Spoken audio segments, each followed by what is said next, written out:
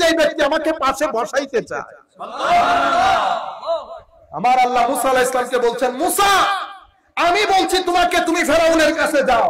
আল্লাহ আমি তো কথা বলতে পারি না, আমার কথা বলার সময় আল্লাহ একটু আটকে যায়।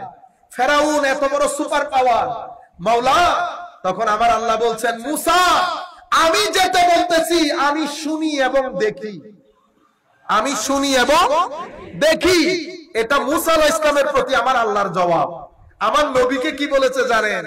আমার নবীকে বলতেছে, হাবিব মন খারাপ করবেন না, ফাইন্নাকা বিআইয়ুনিনা, আমি আপনাকে আমার চোখে চোখে রাখি। ফারাক দেখছেন? ফারাক। তাইলে আমার আল্লাহ কি বলছেন? চোখে চোখে রাখি। তো আমার আল্লাহ, আল্লাহ আপনি কত দূরে, আমি প্রত্যেক ব্যক্তিকে মনে বুঝিয়ে বলছি, অ্যাড্রেস করছি। কখনো মনে করবেন না আল্লাহর সৃষ্টি অসীম, আল্লাহ কি আমাকে দেখছে, আল্লাহ কি আমাকে স্মরণ করছে? না না, আমি আমার ঘড়ি যেভাবে দেখছি ঠিক সেভাবে আমি আল্লাহর চোখে চোখে আছি। আপনি একবার আল্লাহ বললে আল্লাহ 10 বার আপনার ডাকে সাড়া দেয়। সুতরাং মুমিন কখনো ডিপ্রেসড হয় না, মুমিন কখনো মনোকষ্ট নিয়ে, মুমিন নিজে কখনো একাকিত্বে যায় না। আমার আল্লাহ থাকতে মুমিন আবার একাকী ফিল করে কেন? আমার আল্লাহ বলছেন, বান্দা কষ্ট আছে, কষ্ট তাফাররাক লি ইবাদাতি, কখনো যদি মনোকষ্টের মধ্যে থাকিস তো আমার ইবাদতে চলে আয়। আমি তোকে কথা দিচ্ছি, আমি তোর গরিবি দূর করে দেব। আমার আল্লাহ বলছেন, আমি কথা দিচ্ছি আমি তোর গরিবি দূর করে দেব।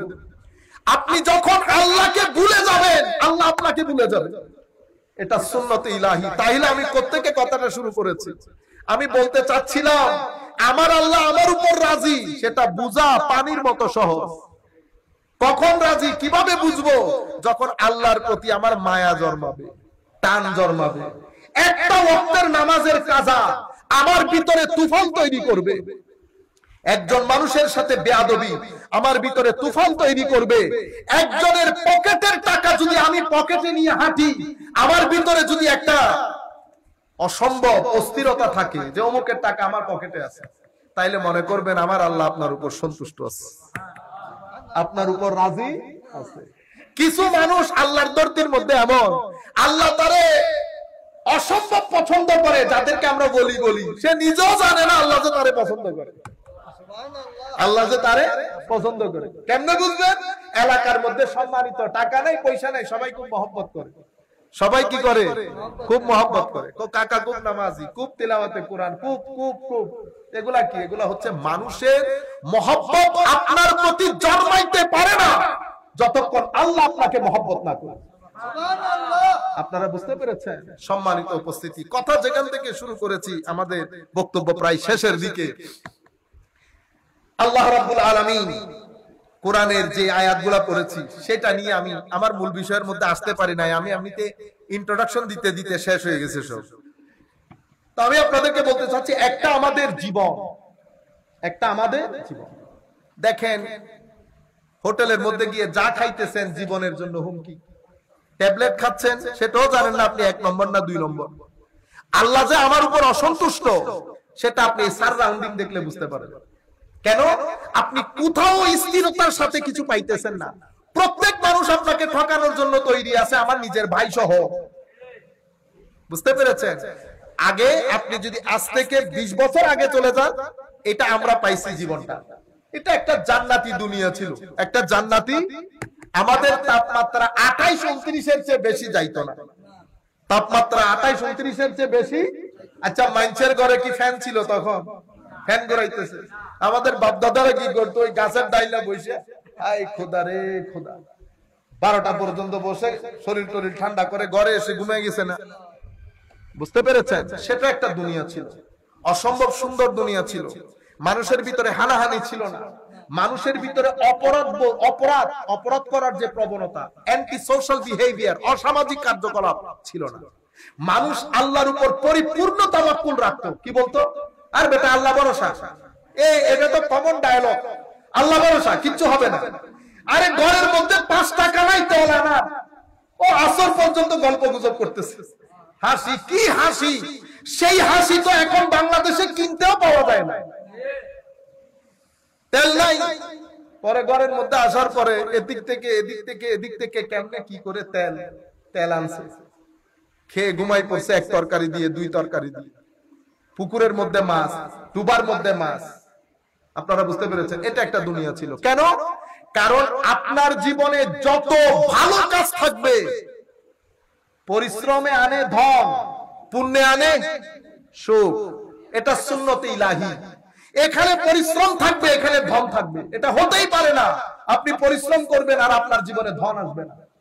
আমাদের এখানে ম্যাক্সিমাম যুবক আমাদের ঘন্টার পর ঘন্টা আমি ওয়েস্ট করি, এরপরে আমি চাই একদিনের মধ্যে আমি কোটিপতি হয়ে যাব। আমার ভাই, হইতে পারে আপনি একদিনের মধ্যে কোটিপতি হয়ে যাবেন, কিন্তু একদিনের মধ্যে কখনো শান্তি পাওয়া যায় না। আপনার কোটি টাকা না, আমি আমাদের ইয়াং ব্লাডদেরকে আমি আমার একেবারে হৃদয়ের গহীন থেকে আমি আপনাদেরকে বলবো, আল্লাহর ওয়াস্তে হালাল হারাম বোঝার চেষ্টা করেন। হারামের কোটি টাকা হলেও না করেন। কেন? কারণ হারামের কোটি টাকা কখনো আপনার ঘরের মধ্যে শান্তি দিবে না। হারাম যখন আপনার ঘরের ভিতরে ঢুকবে, তিনটা জিনিস আপনার জীবন থেকে নাই হয়ে যাবে। আপনার জীবন স্থিরতা চলে যাবে, আপনার জীবনের সুখ স্বাচ্ছন্দ্য শান্তি চলে যাবে, আপনার ঘরে মানুষের দৈহিক শারীরিক যে শান্তি সেটা নষ্ট হয়ে যাবে। শারীরিক, মানসিক এবং ঘরের শান্তি আপনি নষ্ট করবেন আপনার এই হারামের টাকা দিয়ে। যারাই হারামের টাকা ঘরে ঢুকিয়েছে, উপর থেকে নিচ পর্যন্ত, আমি আল্লাহকে সাক্ষী রেখে বলতেছি, কারো ঘরের মধ্যে শান্তি নাই। আপনি কি করেন? ছেলেকে অস্ট্রেলিয়া পাঠাই দিচ্ছেন। কেন? আমি আপনাকে বলতে হবে না আমার ছেলে অস্ট্রেলিয়া থাকে। আপনারা বুঝতে পেরেছেন? কারণ আপনার কাছে অন্য কোনো আর অপশন নাই। আপনার হারাম আপনার ঘরকে বরবাদ করে দিয়েছে। কেন? কারণ আমার নবী বলেছে এটা হারাম, আর আপনি সাহস করে এটা নিয়ে ঘরে ঢুকে গেছেন। এটা হইতে পারে কোনোদিন? এটা হবে না। আমার নবী বলেছে এটা হারাম মানে হারাম, এটা দুনিয়ার জীবনকে নষ্ট করবে, কবরের জীবনকে নষ্ট করবে। আমার নবী যেটাকে অশ্লীল বলেছে, শ্লীলতার বাইরে অশ্লীল যেটাকে আমার নবী বলেছেন, সেই অশ্লীল কাজ যখন উম্মত করবে, উম্মতের জীবন অস্থির হবে। এটা সুন্নতে ইলাহি। এটার আপনি বাইরে যেতে পারবেন না। আপনি সব সময় কোর্টের ভিতরে থাকতে হবে। কোর্টে যা করবেন কোর্টের ভিতরে। কোর্টের বাইরে যাবেন আপনি আউট হয়ে যাবেন। কোর্টের বাইরে কোনো খেলা নাই। বড় ফুটবলার বলে আপনি কি বলতে পারবেন উনি মেসি হিসেবে বিধান না? আপনি যেই হোক কোর্টের ভিতরে থাকতে হবে। আমার নবী একটা কোর্টের দাঁড় টান দিয়েছে। সেই জায়গার মধ্যে যদি আপনি না থাকেন, আমেরিকা, ইংল্যান্ডের আপনারা বলেন দেখি টাকা পয়সার অভাব আছে? টাকা পয়সা, ধন দৌলত, গাড়ি বাড়ি সবকিছু তো আছে, শান্তি নাই। কি নাই? শান্তি নাই। কেন শান্তি নাই? তারা মানুষ হিসেবে ভালো, তাদের ওখানে একটা মানুষ সমাজের মধ্যে স্বাচ্ছন্দ্যে বাঁচার জন্য যা কিছু দরকার সব আছে, কিন্তু তারা ধর্ম ছেড়ে দিয়েছে। আপনি ধর্ম ছেড়ে দিয়ে থাকতে পারবেন না পৃথিবীতে। নেচার যেমন, প্রকৃতি যেমন প্রটেস্ট করে, আপনি ধর্ম ছেড়ে দিলেও আপনার জীবনও প্রটেস্ট করবে, দুনিয়াও প্রটেস্ট করবে, প্রকৃতিও প্রটেস্ট করবে। আমি আপনাদেরকে বলতে চাচ্ছি, একদিকে জীবন আর একদিকে আকীদা হুমকির সম্মুখীন হয়ে গেছে। আমাদের নতুন নতুন ছেলেরা পরিবর্তন হয়ে যাচ্ছে না? কি বলে? কোন না আগের যুগে এটা আগের যুগে এমনিতে ছিল। ও বাপরে বাপ, হ্যাঁ, ও ভাত আগেরটা, পোলাও আগেরটা, রোস্ট আগেরটা, শুটকির বেগুন আগেরটা। শুধু আপনার মনে হয়েছে এই নামাজ আর মুসলমানদের আমাদের এই ধর্মকর্ম এটা নষ্ট, বাকিগুলো সব ঠিক। এটা সবচেয়ে বড় ফিতনা উম্মতের মধ্যে। আমার নবী ইরশাদ করে গেছেন, আমার নবী বলেছেন পুরো পৃথিবী থেকে ঈমান, ঈমান বলেছে, ঈমান আমল না, ঈমান পুরো পৃথিবী থেকে পালিয়ে মদিনা শরীফ চলে যাবে, আমল চলে যাবে বলে নাই। কি চলে যাবে বলেছেন? ঈমান। আল ঈমানু ইয়ারিজু ইলাল মাদিনা কামা তারিজুল হাইয়াতু ইলা জুহরিহা, বুখারী শরীফের রাওয়ায়াত। দুঃখের বিষয় হচ্ছে আমাদের ভাইরা এই কথাগুলো বলে না। আমার নবী ইরশাদ করছেন, ঈমান নিজেকে বাঁচানোর জন্য পালিয়ে পুরো পৃথিবী থেকে মদিনা শরীফ চলে যাবে, আমল চলে যাবে, এই কথা বলে নাই। আমার নবী ইরশাদ করেছেন মসজিদ ভর্তি মুসল্লি হবে, মুমিন থাকবে না। আপনি বলেন দেখি এখন ঈমান কাকে বলে? আপনি আল্লাহতে বিশ্বাস করলেন, আবার বলেছেন আল্লাহর হাত আছে, আল্লাহ এমনি বসে। মুসলমান হইতে পারবে? কিন্তু আমাদের এখানে এই আকীদা বানের পানির মতো ঢুকানো হচ্ছে।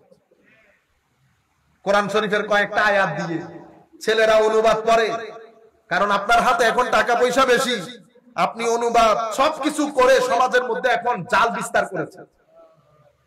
ঈমানের খুঁটি ছিল আউলিয়ায়ে কেরাম। ঈমানের কি? পৃথিবী যেমন স্থির থাকার জন্য পাহাড়ের প্রতি মুখাপেক্ষী, আমার আল্লাহ পাহাড় বানিয়েছেন, এটাকে বলে পৃথিবীর কি? খুঁটি, পেরেক। ঈমানের পেরেক আউলিয়ায়ে কেরাম। পাহাড় ছাড়া যেমন পৃথিবী অস্থির, মাজারে পাক বা আউলিয়ায়ে কেরাম ছাড়া। আমি বন্ডের কথা বলছি না, আপনি বন্ডের দরবারে যায় না। আমি না ভণ্ডদের কথা বলছি, না ভণ্ডদের কথা শুনছি।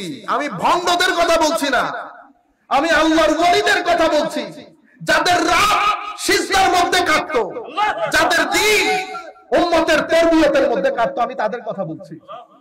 সেই সমস্ত আউলিয়ায়ে কেরাম যাদের মুরিদদেরকে দেখলে আপনি মুরিদদের চেহারা, সুরত, নামাজ, তাসবিহ, তাহলিল, এখন আপনি যদি বলেন হুজুর অমুকের মুরিদ অমুক নামাজ পড়ে না, সেটা রেসপন্সিবিলিটি তার। বুঝতে পেরেছেন? সেটা রেসপন্সিবিলিটি তার। আমি আপনাদেরকে আল্লাহর ওলি, সত্যিকার আল্লাহ, আমি কোন এমন কোন ব্যবসায়ী পীরের কথা আপনাদেরকে এখানে শোনাইতেছি না। ব্যবসায়ী আছে না? আছে তো। বক্ত ব্যবসায়ী আছে, রাজনীতিবিদও ব্যবসায়ী আছে, ওয়াজিও ব্যবসায়ী আছে, পীরও ব্যবসায়ী আছে। আপনি শুধু একটা দেখছেন?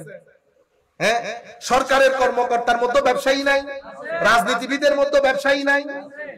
আমাদের ওয়াজ করে যে না বললাম, এখন আমি বলে যাবো, আমি বলে বলে জামালায় পড়ে যাই। সব জায়গার মধ্যে ব্যবসায়ী আছে, আপনি শুধু একটা দেখতেছেন। ওই ব্যবসায়ীর কথা আমি বলতেছি না, আমি আল্লাহর ওলিদের কথা বলতেছি, যারা ঘর বাড়ি পরিবার পরিজন ছেড়ে আমার নবীর ইশারা নিয়ে নিয়ে পৃথিবীর দিক বিদিক ছুটে চলেছে এবং সেখানে গিয়ে আল্লাহর নবীর উম্মত, আল্লাহর বান্দাদেরকে তরবিয়ত করেছে, হেদায়েতের বাণী পৌঁছিয়েছে। শাহজালাল ইয়েমেনি, বাড়ি কোথায়? ইয়েমেন। থাকেন কোথায় বর্তমানে? সিলেটে।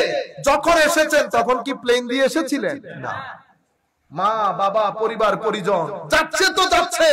আজকে আমরা এখান থেকে বাইরে যেতে পারি না, মন খারাপ হয়। তাদের মন খারাপ হইতো না কখনো? আজকে তো আপনি বলতেছেন শাহজালালের মাজার এরকম, মুখে বলা খুব সহজ।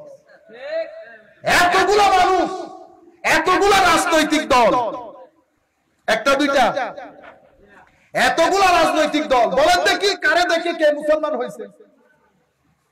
একটা বলেন যে অমুকে দেখে আমরা তো এখন তাফসীর সাজাই, মানুষ বাড়া করি, আয়ো তুমি মুসলমান হও বলে মানুষকে দেখাও। আপনারা বুঝতে পেরেছেন? আর ওনারা যখন এসেছেন হিন্দু অধ্যুষিত এলাকা, নিজ থেকে কাউকে যুদ্ধ করতে বলেন নাই, কাউকে বাধ্য করে না। যেখানে যেখানে গেছে আমার নবীর সুগন্ধে মানুষ পঙ্গপালের নিয়ে ছুটে এসেছে দিন কবুল করা। হযরতে শাহ মখদুম রূপস রাদিয়াল্লাহু আনহু রাজশাহীর জমিনে শুয়ে আছে। ওনার ভাই, যদিও ঐতিহাসিক ভাবে আল্লাহ পাক জানে, শুয়ে আছেন এখানে। বাড়ি বাগদাদ। কোন প্লেন নিয়ে আসেন নাই, কত দুর্গম পথ পাড়ি দিয়ে এই সমস্ত অঞ্চলে এসেছে দ্বীন ইসলাম প্রচারের জন্য। লাখো মানুষকে কালমা পড়িয়ে পৃথিবী থেকে চলে গেছেন। আপনি যাই বলেন কিয়ামত পর্যন্ত আপনি বলতে থাকবেন রাজার ছেলে এখনো কেউ রাজশাহীতে, কেউ সিলেটে, কেউ এক একজন এক এক জায়গায় শুয়ে আছে, এখনো রাজার মতো শুয়ে আছে, এখনো রাজার মতো। আপনার মতো লোক যদি উল্টা লটকে যায়, আপনি জিয়ারত খতম করতে পারবেন? ও জিয়ারত আপনি খতম করার কে? জিয়ারত বাড়তে থাকবে, জিয়ারত কখনো কমে না। আপনি আমাদের মদিনা শরীফের মধ্যে আমার নবীর রওজায়ে পাকের সাথে লাগানো জান্নাতুল বাকি, জান্নাতুল বাকি আপনারা বলেন না? কোন জান্নাত? জান্নাত কেন বলে? এরা তো আমাদের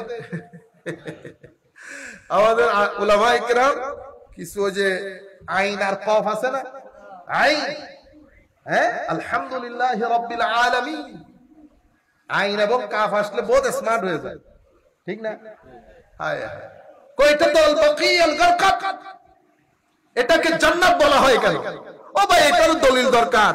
ও আমার নবী ইরশাদ করেছেন, আল্লাহর কোন মর্দে হক যখন ইন্তেকাল করে, তো যখন কবরের মধ্যে ফেরেশতা আসে, গায়েব থেকে আওয়াজ আসে, আমার বান্দা ঠিক বলেছে, তার কবরকে যতদূর চোখ যায় প্রশস্ত করে দাও, তার কবরে নূর দান করো, তাকে জান্নাতের লেবাস পরিয়ে দাও, তার কবরের মধ্যে জান্নাতের বিছানা বিছিয়ে দাও।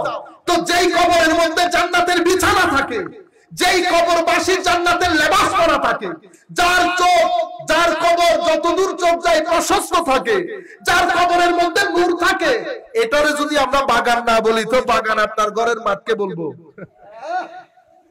ও আপনি যদি চান আপনি না বলতে না বলেন, আমি কি আপনারে বাধ্য করছি বলতে? এটা তো যার যার যোগ, এটা যার যার ইচ্ছা। আমি আমার বাবার কবরের মধ্যে ফুল লাগাবো, আমার বাবার সাথে আমার একটা স্পিরিচুয়াল কানেকশন আছে। আপনার ইচ্ছে না করলে না করেন, আপনি কি বন্ধ করতে পারবেন?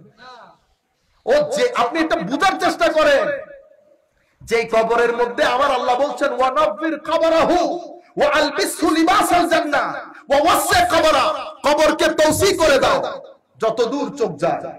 এত বড় কবর, কবরের মধ্যে নূর, জান্নাতের লেবাস, জান্নাতের বিছানা, এটারে যদি আপনি জান্নাত না বলেন, ও জান্নাতের বিছানা আছে, জান্নাতের লেবাসও আছে, তো এটা জান্নাত বললে অসুবিধা আছে?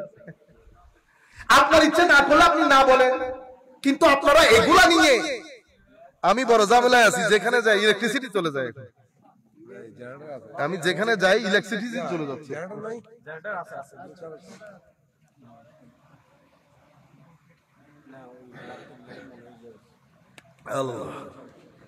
আল্লাহুম্মা সাল্লি